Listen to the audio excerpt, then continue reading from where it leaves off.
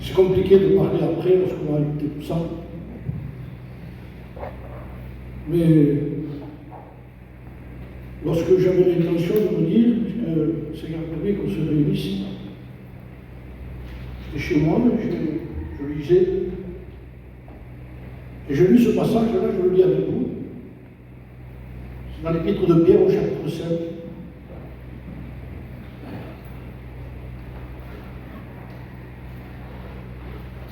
Voici les exhortations que j'adresse aux anciens qui sont parmi vous, moi ancien comme eux, témoins des souffrances du Christ et participants de la gloire qui doit être manifestée. Paissez le troupeau de Dieu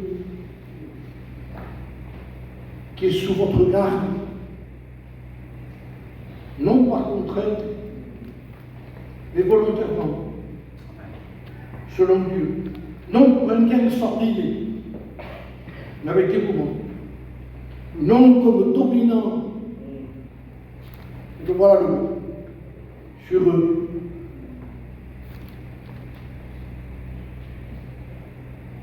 Mais comme étant, dira la parole de Dieu, le modèle du troupeau. De toute façon, je vous dis une chose, c'est clair le texte. Amen. Si on n'est pas le modèle, on est un dominant.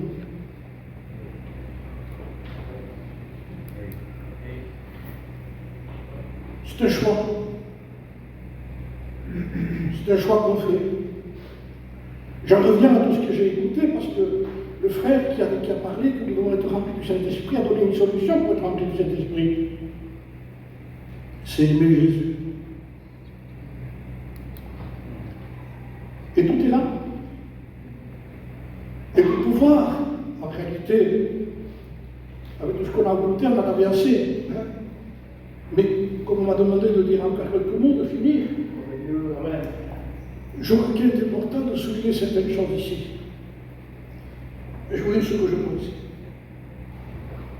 Vous voyez ce que je pense, voilà, tout simplement, avec amour, mais en étant le modèle de troupeau. Et la Bible dit que lorsque le souverain pasteur paraîtra, vous obtiendrez à la couronne incorruptible de gloire, le modèle. Je crois que tout se monte sur nous. Parce que j'ai écouté tout ça, c'est la question qu'a posée le Christ à Pierre. Une question très simple. Simon, fils de Jonas, m'aimes-tu?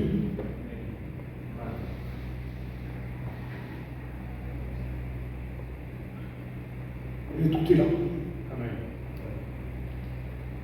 C'était le plus grand enseignant qui puisse exister. Et ça a été l'exhortation la plus grande qui puisse exister. Parce que tu m'aimes. Oui, Seigneur, je t'aime. Alors il n'y a pas de problème. Paix mes agneaux. Amen. Amen. Dieu ne confiera jamais rien à personne, ni à moi, ni à personne. S'il n'y a pas la première condition, est-ce que tu m'aimes? Nous, on veut mettre, on va voir, il n'aura rien. On n'aura rien. On n'aura rien. Je vous parle en conséquence de cause. On est derrière le plus grand danger qui puisse exister. Ça.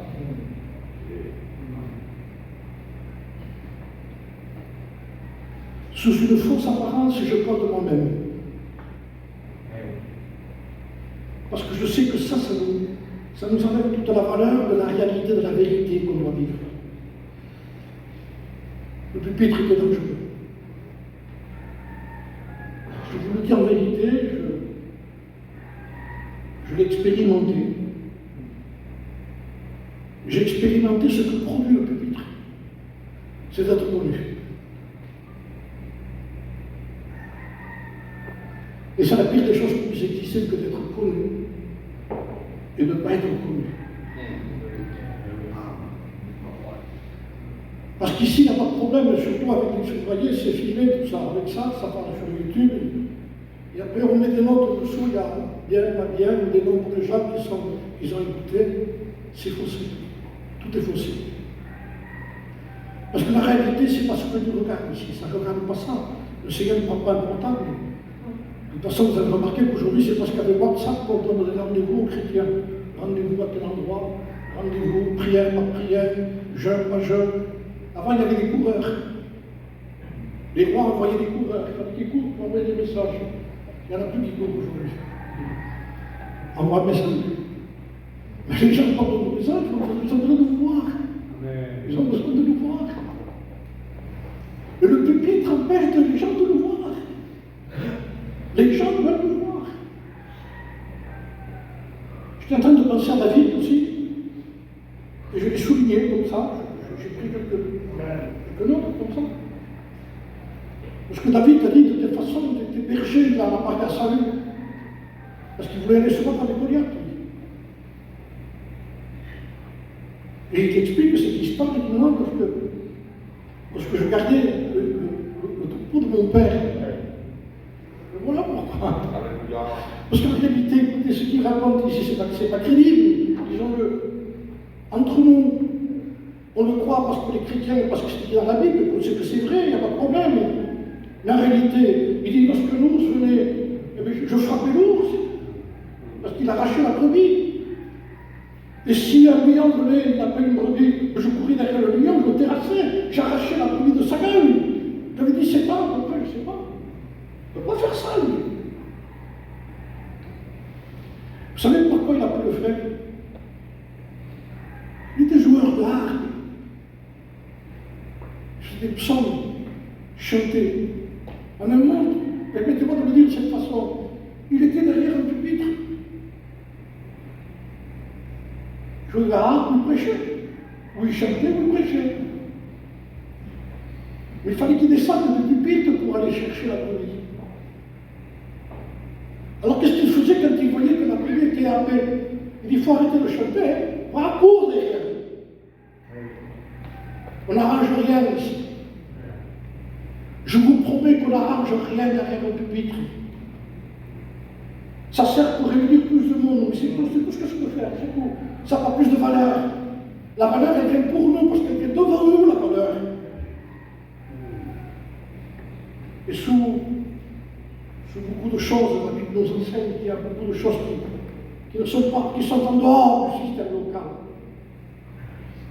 Si vous voyez tous les exemples que vous connaissez aussi, que ce soit le bon samaritain, j'en ai parlé. Le bon samaritain, c'est un exemple extraordinaire pour nous. C'est quelqu'un qui est descendu de Jérusalem à Jéricho, il s'est fait frapper. On l'a massacré. On l'a volé. Il est dans un coin. Il est frappé. Et à un moment donné, lorsqu'il va arriver, mais celui qui est derrière le pupitre, le sacrificateur, le lévite. Et je faisais un peu l'image de celui qui est blessé. Il dit, ça y est, il est là, l'histoire. Il ne voyait pas ça, lui, parce que ce qu'il voyait, c'était ça. Et quand on voit que ça, je vous promets que c'est vrai ce que l'on dit. Quand on voit que ça, on ne voit pas celui qui est blessé dans le chemin. On n'a plus de compassion. On devient dur, on devient méchant. Alors l'autre, lui, ce qu'il voit, c'est quelqu'un qui est derrière le pupitre. C'est celui qui prêche. Tu ne le connais pas, lui. C'est Daniel, lui. Pas moi. Il va m'aider, lui. Et ça rentre. Vous vous rendez compte, mais vous vous rendez compte que tout est bouleversé, tout est cassé. Il y a la déception de celui qui est blessé. Parce qu'il nous a écouté prêcher. Quel message! Quel message! Il est venu te voir à la maison, non? Il y a combien de temps qu'il va te voir? Je ne sais pas, il y a un moment. Oui, le service. Oui, le service. vérité. Je vous ai donné cet exemple, je faisais une mission ici, et j'avais l'hôtel en face là-bas, chez Yagoub, c'est qu'il y a les pompiers. Et le matin, j'étais dehors, je marchais un peu pour prier. Et comme c'était de bonne heure, je voyais les phares allumés là-bas, les camions arrangés, tout le monde habillé en pompier, avec des casques, tout, l'habit, tout. Alors on tirait les tuyaux, on les mettait, mais il n'y avait pas de feu, il ne partait pas les camions. Ils se préparaient déjà. Et regardez si tout était prêt pour pouvoir aller au moment qu'il fallait. Parce qu'ils allaient appeler le 15 ou le 18 déjà. Et quand ils appelaient le 15 ou le 18, il fallait que tout soit prêt. Ils étaient prêts à partir, prêts à aller voir les hommes qui sont à côté ici. Mais vous vous rendez compte, frère? Mais vous vous rendez compte de ce qu'on peut tomber? Je vous le dis parce qu'on tombe là-dedans. David, il a fallu qu'il laisse la harpe. Il faut laisser la harpe. Il y a un temps pour chanter, il y a un temps pour aider. Les gens ont besoin de nous. Simon, m'aimes-tu? Ça veut dire que tu m'aimes, mais tu vas prendre ce qui est à moi. On ne voit rien. On ne les voit pas. On voit trop ce que les désirs. C'est vrai que la hauteur fait du mal, elle fait tourner la tête. C'est vrai, oui. Quelle déception pour le blessé. Maintenant, je peux prêcher sur le blessé. Je le disais ça. Parce qu'il y avait raison. Mais écoute, il n'avait pas qu'à descendre. Il était à Jérusalem. Il était dans l'église. Il fallait qu'il reste ici. Mes frères.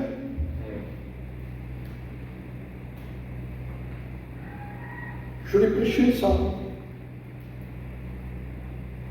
Est-ce qu'on sait pourquoi il est descendu? On veut rien savoir. Il n'avait qu'à venir. Mais je voulais des criminels. Mais attendez, mais qui est devenu l'église alors? Vous avez été parlé avec lui là-bas pour savoir ce qui se passait avant qu'il descende. Ah mais non, mais c'est pas nous, il ne fallait pas qu'il descende. Ah c'est ça que tu dis toi. C'est ce qu'on dit nous. Parce qu'on a des textes. Ici, là-bas, avec des versions, tout ce que vous voulez. Moi je ne fais pas des textes, moi. Moi je vais traiter. Vous comprenez? Vous savez de quoi a besoin le Seigneur? D'ouvriers. Amen. D'ouvriers. Je vous en supplie, les étudiants, si vous visez ça, arrêtez. Je vous en supplie, ne rentrez pas là-dedans, vous allez vous autodétruire. Le plus serviteur embarque à mot. Si vous vivez, vous visez ça. Ça fait passer une glace, ça. Je vous connais. Ah, il y en a la chose pas, hein. Je n'ai pas grand-chose à dire, mais bon.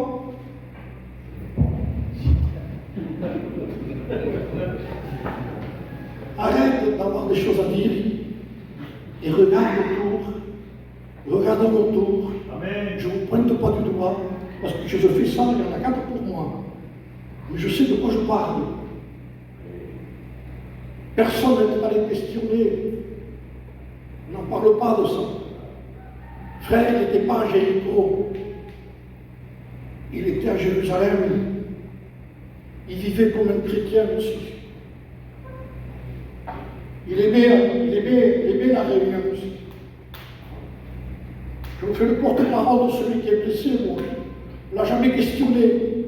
Mais il faudrait le questionner un peu aussi.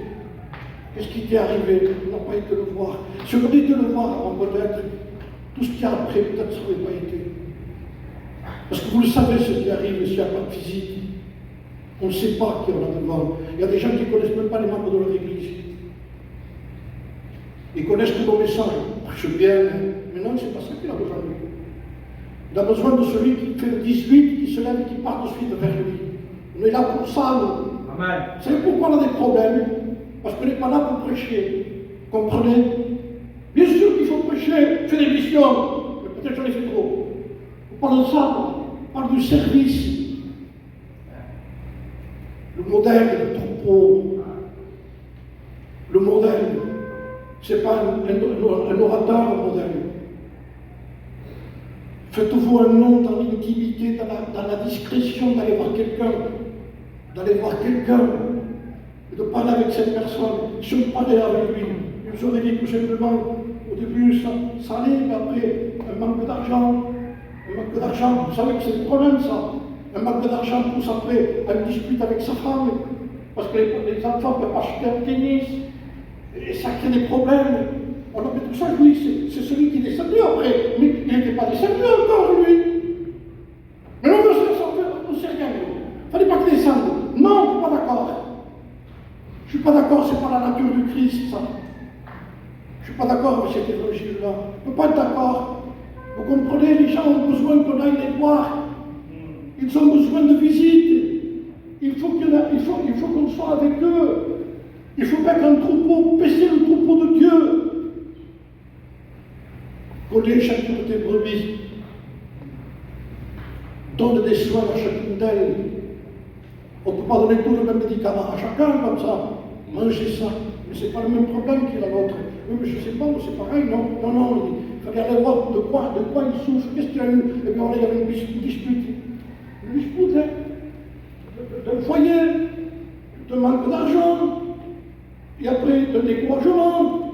Il a manqué une réunion, on n'a même pas été le voir. Et après un mot, je ne vous dis pas. Vous savez ce que disait Manico? Je m'en souvenais là quand il parlait souvent. Il dit là, vous êtes des D'Artagnan. Tu te souviens? Les D'Artagnan avec les pays. Et il faisait souvent ça, Manico. Il dit comment il avait raison. Il avait beaucoup d'avance sur nous, ce homme. Pourquoi? Parce qu'il disait le vrai serviteur, c'est celui qui sert, tout simplement. N'oubliez que le mot serviteur veut dire servir.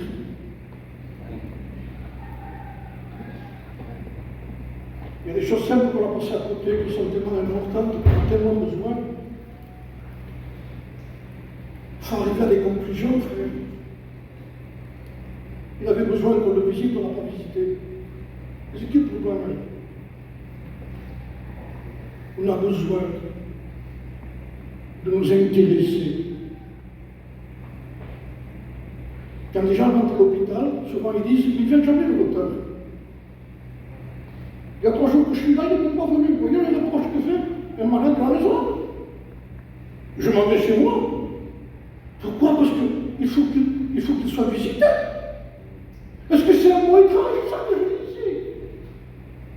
Non, frère, je le sais que c'est comme ça.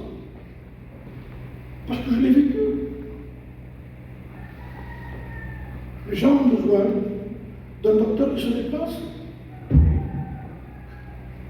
Je dis, il y a un docteur, on va venir un qui est meilleur. Mais l'autre, celui qui était meilleur, qui savait un peu plus, mais il me disait, il ne se déplace pas, il faut que tu prennes rendez-vous. Donc, si tu étais mal au lit, il fallait que tu te lèves et que tu ailles le voir. C'est compliqué, il faut le rendez-vous. Mais j'en avais un, il en savait peut-être un peu moins. Mais lui, vous lui téléphonez, il se déplaçait. Alors, je voulais celui-là, moi.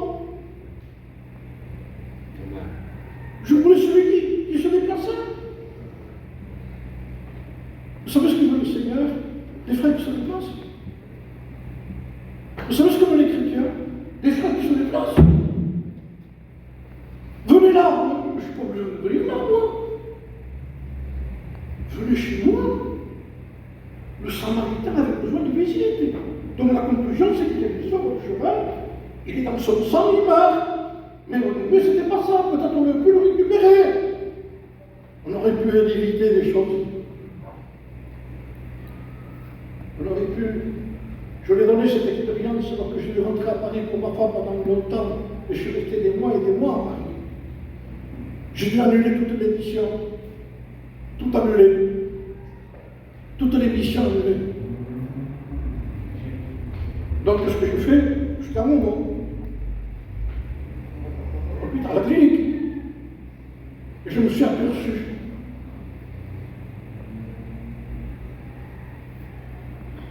que je me tenais avec ça.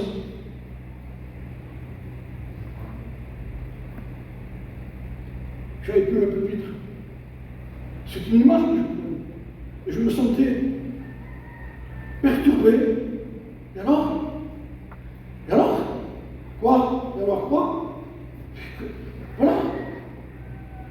Je n'avais plus le pupitre, je n'avais plus l'estrade, je ne partais plus. C'est une bénédiction locale, quand tu restes un local, et pas plus que ce que c'est. Et que ce n'est pas un règne. On n'est pas des rois, mais des serviteurs. Même s'il y a des chrétiens ici, je vous promets que c'est vrai ce que je vous dis. Je préfère un chrétien actif, qui fait des visites. De toute façon, il ne faut pas mettre un candidat tant qu'il n'est pas comme ça. N'inscrivez pas quelqu'un au registre des candidats si vous ne l'avez pas vu d'abord, sans qu'il dise rien, que vous le voyez là-bas, vous le voyez là-bas, que vous le voyez rentrer avec quelqu'un à l'église, que vous ne le connaissez pas, il a témoigné lui là-bas, il a amené dans le local, il a amené 1, 2, 3, là-bas, à faire à la maison, il a aidé quelqu'un, et il vient là, lui après peut prêcher, lui. Vous savez ce que disaient les gens? Ça. Je me permets de vous le dire par rapport à mon âge.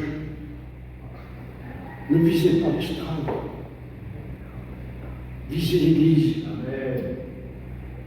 Les âmes dehors. C'est ça le service.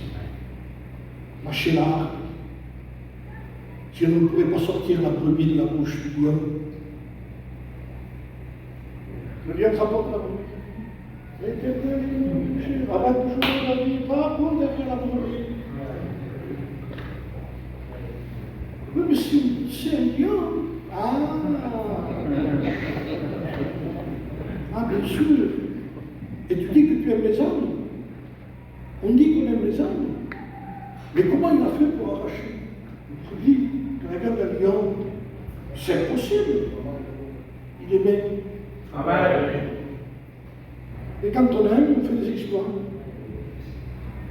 Quand on aime, on ferait des choses que jamais un homme peut faire. Parce qu'aimer, c'est surhumain. Et aimer, c'est aller là où personne n'aurait été. Le service, c'est ça. C'est pas ça. Ça a une place, mais croyez-le, par rapport à l'œuvre de Dieu, c'est secondaire.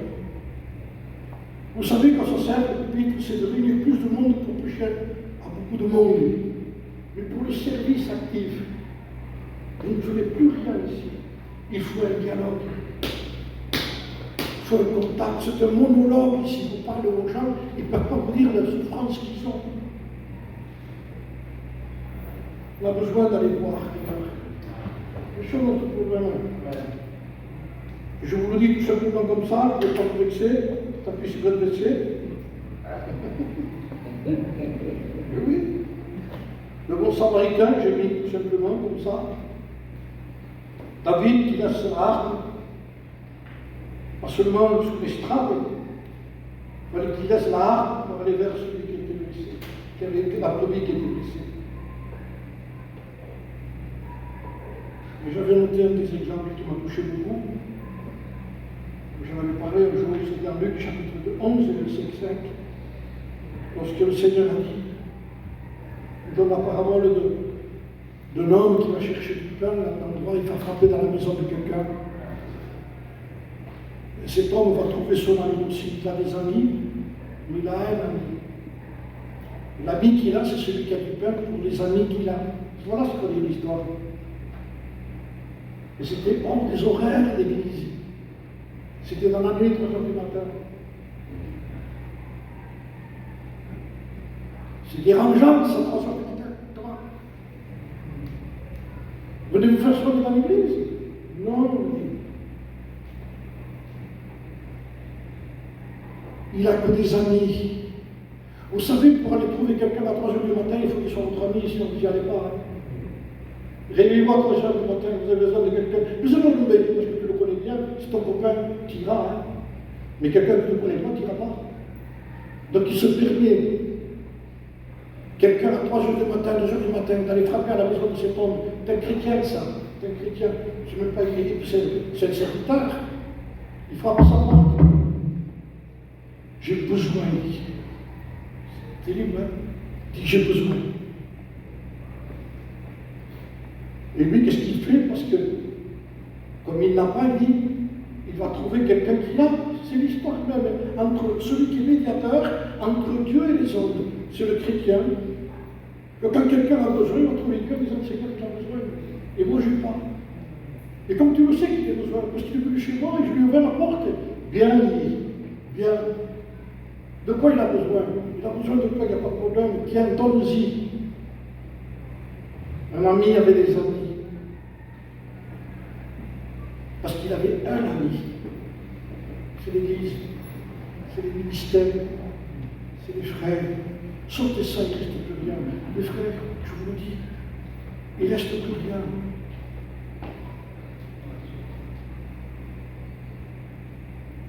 Les gens vont être déçus. Pour un temps, ils ne seront pas déçus. Parce qu'il y aura une atmosphère dans nos églises. Mais s'ils se sentent délaissés, ils vont avoir une opinion différente. Ils se mangent, prêchent bien, de bonnes choses. Ils mangent. Quel est le dommage, c'est que quand tu auras besoin, il n'est pas là. Habillé en papier. Le camion. Oui, le 18, il y a le feu. Ah oui, on est à l'église. Et là, je le fais chez moi. À l'église qui flamme. C'est chez moi, j'ai le problème. On va.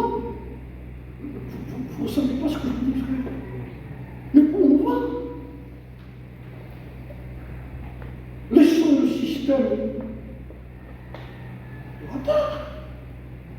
Servons Dieu. Donnez-leur vous-même à manger. Le peuple a besoin de pain, c'est bon.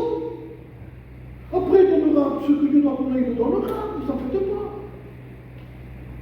Je ne dis pas avoir les ministères qui ont été donnés.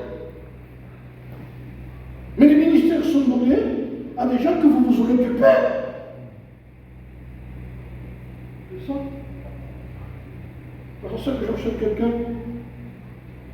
À quoi ça sert qu'on enseigne, qu'on fasse, qu'on dise, qu'on va? À quoi ça sert? Je vous dis, je ferme ma Bible, je vais les choisir, mon fini, ça ne rien assez.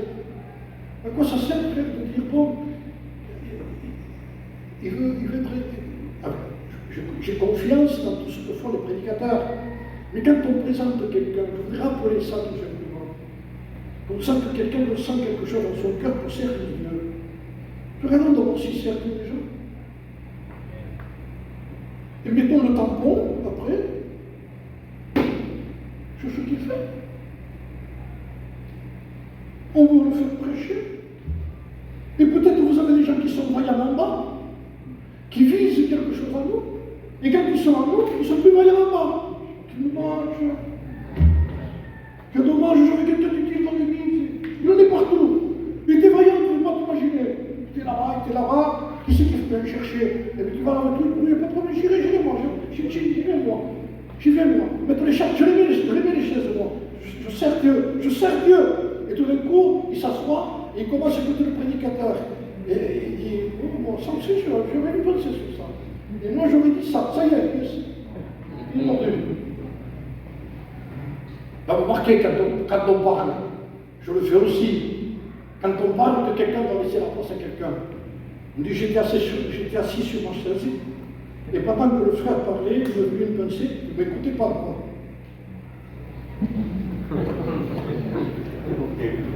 Oui. Parce que tout le monde a une pensée. Vous l'avez. Et on n'écoute même pas. Parce qu'on a envie de dire quelque chose. Vous avez remarqué ce qui est la chair. Je sais pas. Quand vous parlez avec quelqu'un qui vous dit une chose, qui vous explique quelque chose de bon, vous ne l'écoutez même pas parfois. Parce que vous avez autre chose. Retenez le jeune. Il n'a pas fini, il nous dit même moi-même ce qu'il dit.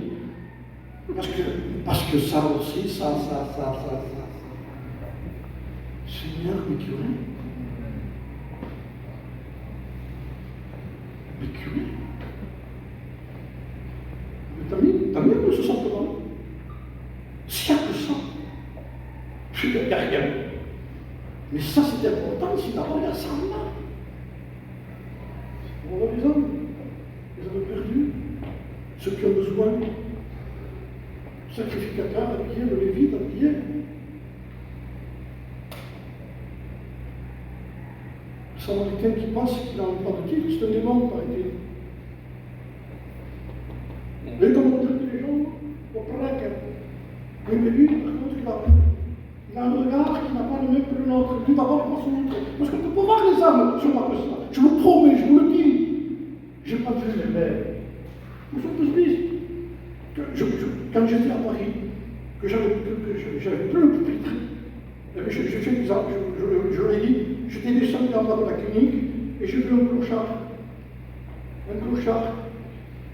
Et je me suis approché pour parler un peu de Dieu. Je ne savais pas comment commencer. Et comment il fait pour dire là? Attends, après je suis sorti derrière le pupitre. Tu ne peux pas parler à cet homme qui est là. Heureusement que je viens de dire le jeu pour commencer. Je ne sais pas comment introduire parce qu'on n'est pas habitué. On est habitué ici, ça, il n'y a pas de problème, se défendre. Quand une pensée, c'est bien, ça aussi, ça vient, ça aussi. C'est le restaurant de Narbonne. Je mange rien, il y en a qui mangent tout le regarde, dans le fond, non, regarde l'homme qui est devant toi là, c'est un clochard, comment tu fais là? Je me prends l'évangile, et là j'introduis. Et comment évangéliser? Comment faire pour lui parler? Vous savez ce que je lui ai dit, tout simplement, dans l'évangile? Vous savez que Jésus vous aime. Et là, il a commencé à pleurer. J'ai dit, Seigneur, je connais pas ça.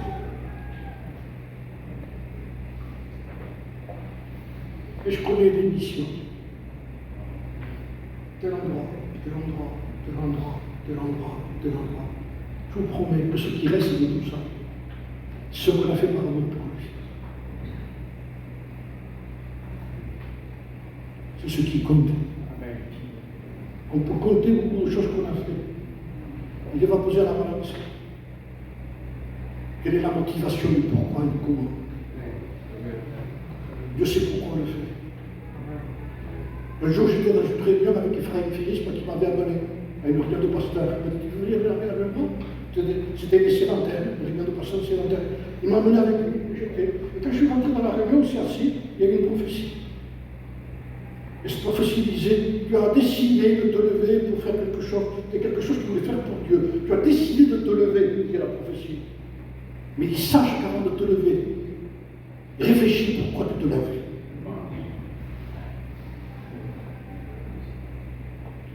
C'est pas ce que je fais. C'est pourquoi je le fais. Le Seigneur dit, tu as fait beaucoup de choses, mais pourquoi tu l'as fait? Quelqu'un lui a demandé un jour à Ephraim qu'il voulait faire un livre sur l'enseignement.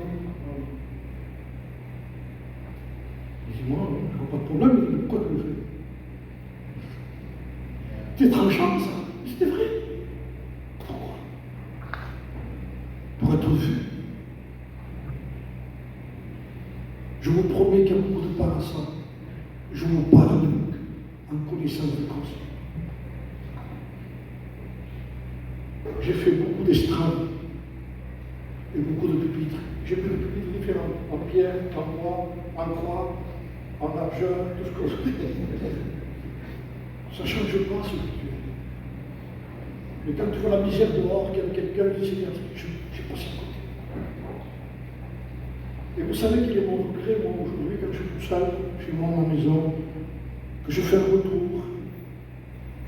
Et quand je fais un retour, je vois des endroits où j'étais.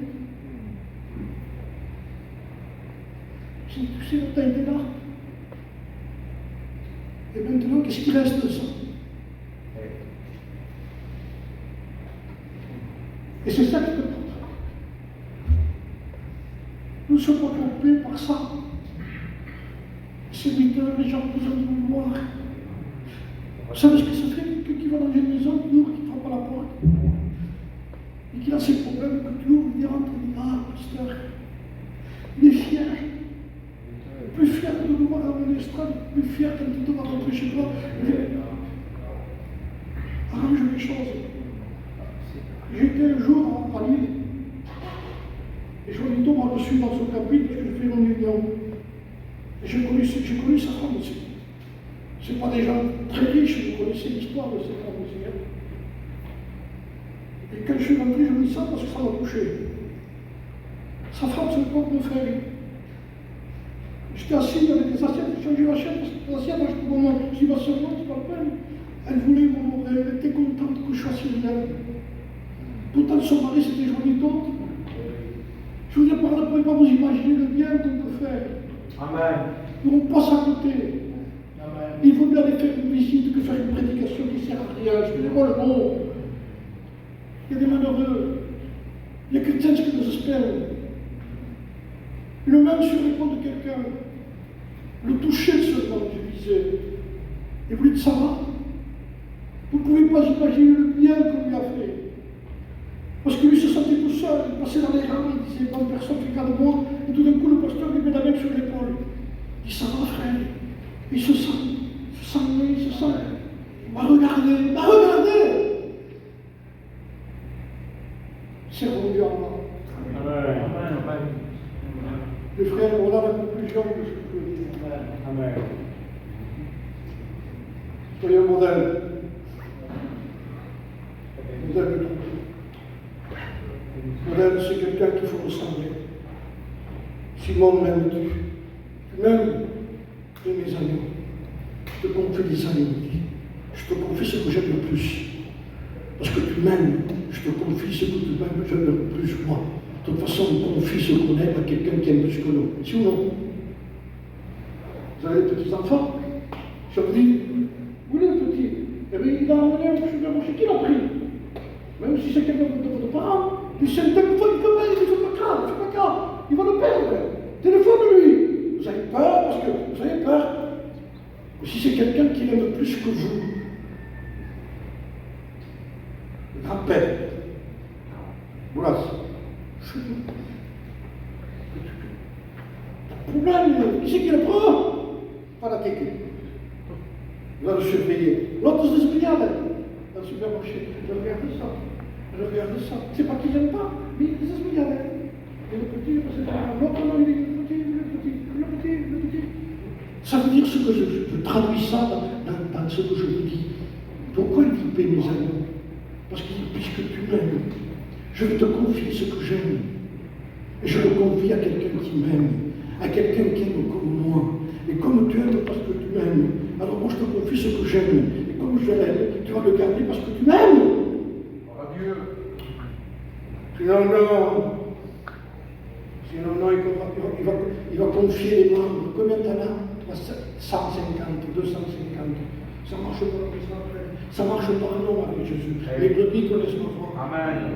Et on se connaît, on se parle, on se connaît. On connaît le prénom de la personne. Aujourd'hui, il y a trop de noms, il y a trop de choses, trop d'estrades. Alors voilà, moi je vous le dis tout simplement. Amen. Les frères, faites ce que vous faites encore ici, avec quelque chose de mieux que ça encore. Et faites-le après aussi. Allez voir les hommes. Allez voir. Il y a combien de temps que tu n'as pas été là-bas, au voisin à côté. Merci pour les missionnaires. Je sais qu'il y a des équipes qui partent en mission. Mes frères, soyez missionnaires déjà à la porte à côté. C'est pas loin. Il y a des gens qui ont besoin. Il y a des frères qui ont besoin. Il y a des blessés. Soyez-les. Pleurons pour eux. Samaritains pleuraient. Vous entendez? Avant de s'approcher, ému de compassion. En soignant, il devait faire ça. C'est ça. Mais c'est celui que m'appelle un démon, là. Et qui c'est, lui? Le sacrificateur. J'aime mieux le livre. C'est de ça qu'on a besoin. Nos églises ont besoin de ça. Je prie avec vous. Pour mon cœur, Seigneur.